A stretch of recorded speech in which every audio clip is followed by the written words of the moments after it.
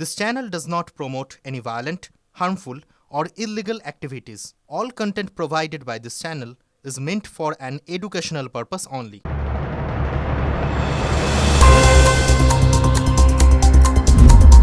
SIR আবহে বীরভূমে কেমন কাজ হয়েছে? তৃণমূল নেতা অনুব্রত মণ্ডল জানান, এসআইআর এর কাজ খুব ভালো হয়েছে। তিনি আরও বলেন, এমন কোনো জায়গা নেই যেখানে আমরা এসআইআর করিনি।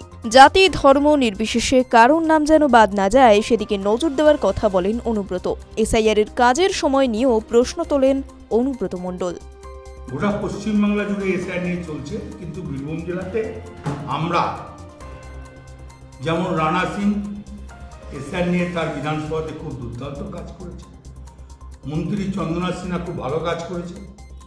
এমন কোনো জায়গা নাই যে এসআইআরে আমরা ঘুরি না। তাতে দেখা গেছে এসআইআরে খুব ভালো কাজ হয়েছে, সুন্দর কাজ করছে। আমরা বীরভূম জেলায় খুব ভালো কাজ করেছি সবাই মিলে, তার জন্য আমি ধন্যবাদ জানাই। এবং বীরভূম জেলার যারা BLO2 আছে তাদের আমি ধন্যবাদ জানাচ্ছি। তৃণমূল পঞ্চায়েত প্রধান বাংলাদেশি। জেলা শাসক এবং মহকুমা শাসকের কাছে অভিযোগ গ্রামবাসীদের। পূর্বস্থলী 2 নম্বর ব্লকের মেরতলা পঞ্চায়েতের প্রধান সন্তোষী দাস। অভিযোগ, তিনি ভারতীয় নন, বাংলাদেশ থেকে এদেশে এসে নথি জাল করে ভোটে দাঁড়িয়েছেন।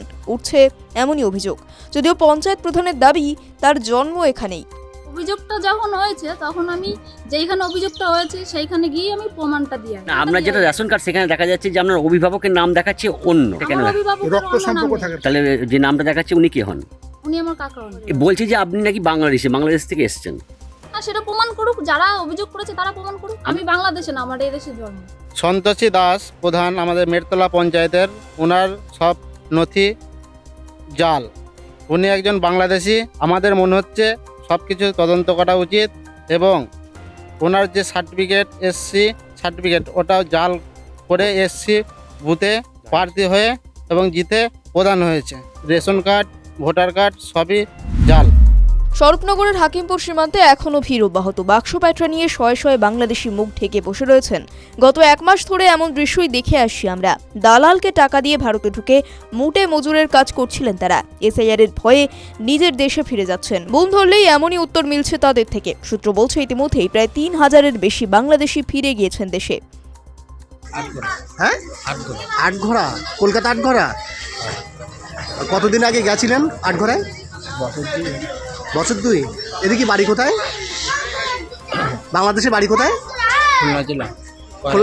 কয়রা থানা। তাই এমনি কোনো কাগজপত্র কিছু নেই? না।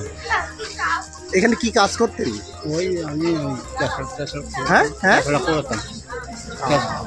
তাই এখন ফিরে যাচ্ছেন কেন? থাকতে যাচ্ছে না, কাগজপত্র কিছু নেই। মাঝে মাঝে এইদিকে থাকতেন কোথায়? হ্যাঁ, বামুনগাছি। কতদিন আগে বামুনগাছি আসছিলেন? আমরা এখানে 10-12 বছর। আরো বেশি। কাগজপত্র আছে কিছু? কাগজ এখানে একমাত্র আধার কার্ডটা যা করতে পেরেছিলাম, হ্যাঁ দিয়ে হ্যাঁ, আর কিছু করতে পারিনি। এখানে আমরা ডাক্তার জায়গা থেকে হাতে দিই, ডাক্তারের হসপিটালে কাগজপত্র সব কিছু দিই। তো কোনো কাগজপত্র তো মানে আধার কার্ড আছে, শুধু আধার কার্ড, আর কিছু নেই। আবার ফিরে যাচ্ছেন কেন? এখন ফিরে যাচ্ছেন? আমাদের বয়স হয়ে গেছে, আর আমি খাটতেও পারছি না, এমনি শ্বাসকষ্ট বেড়ে গেছে। কি কাজ করতেন এখানে? এখানে আমি আগে একটা রিক্সা চালাতাম, হ্যাঁ, আর একটা দিলেই বেড়াতে।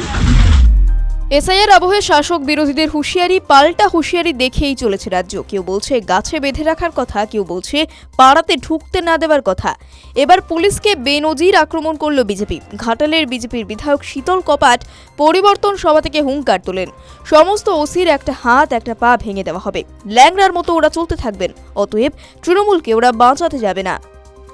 এবারে নির্বাচন ঐতিহাসিক নির্বাচন হবে, যে নির্বাচনে পশ্চিম বাংলার কোন সরকারি কর্মচারী থাকবে না, কোন পিকে থাকবে না, কোন এসডিও থাকবে না, কোন বিডিও থাকবে না, আর সমস্ত ওসির একটা হাত একটা পা ভেঙে দেওয়া হবে, ল্যাংড়ার মতো ঘোড়া চলতে থাকবে, বাঁচার চেষ্টা করবে। অতএব তৃণমূলকে বাঁচাতে যাবে না, ভিতরে ভিতরে বলবে যে একটা হাত একটা পা, পুনরায় আমাদেরকে বাঁচিয়ে দিন, আমরা বাঁচতে চাই, বিজেপি ক্ষমতায় আসুক আমরা চাই। শুভেন্দুর ভবিষ্যৎবাণী ছিল 1 কোটির। প্রথম রাউন্ডেই বাদ গিয়েছে 59 লক্ষ নাম। এমনই দাবি তুলে শুভেন্দু লালগড়ের সভা থেকে দিলেন ইঙ্গিত। বললেন, সবে তো ব্রেকফাস্ট, লাঞ্চ আর ডিনারটা বাকি। 59 লক্ষ নাম পায়ে প্রথম রাউন্ডেই বাতিল। এ তো সকালবেলা, এ তো পয়লা ঝাঁকি হয়, কাশি মথুরা বাকি হয়। আবার এখন পরে তো 1.5 কোটি হিয়ারিং হবে।